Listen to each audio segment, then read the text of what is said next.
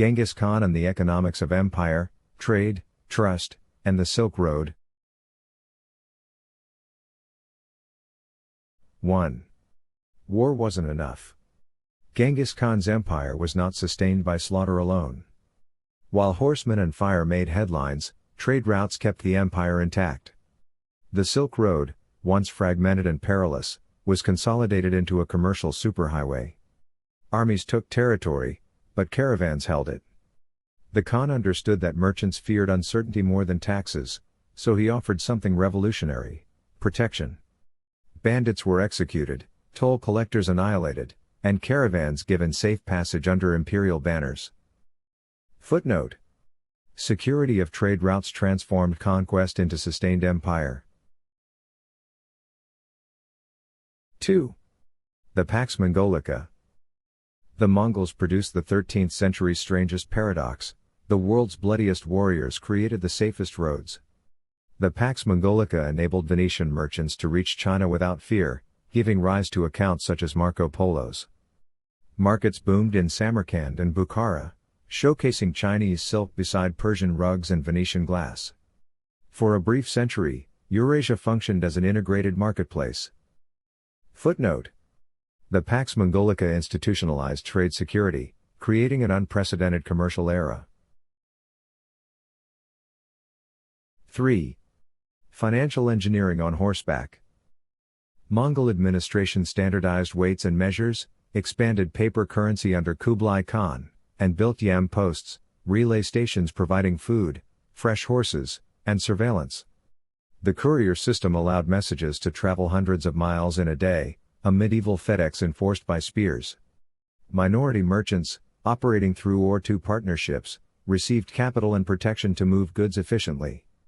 Outsourced capitalism thrived centuries before the term was coined. Footnote: The Mongols combined brutal enforcement with innovative financial tools to stabilize commerce. 4. The fragility of globalization. The very arteries of prosperity also carried collapse. The Black Death of the 1340s, spread by caravans and ships, devastated populations and shattered the empire's legitimacy. Trade routes that bound the empire became conduits of contagion. For rulers who had promised safety, the plague was both irony and catastrophe.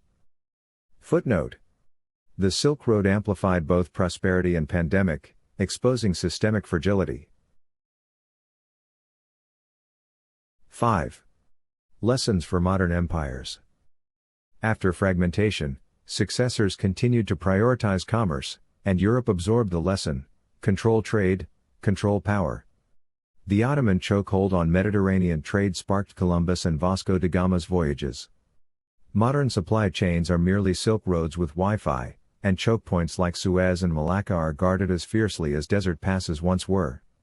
Central banks now guarantee trust with bailouts instead of cavalry, but the psychology remains unchanged.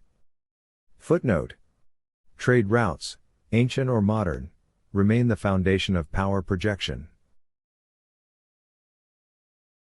6. The rhyme of history.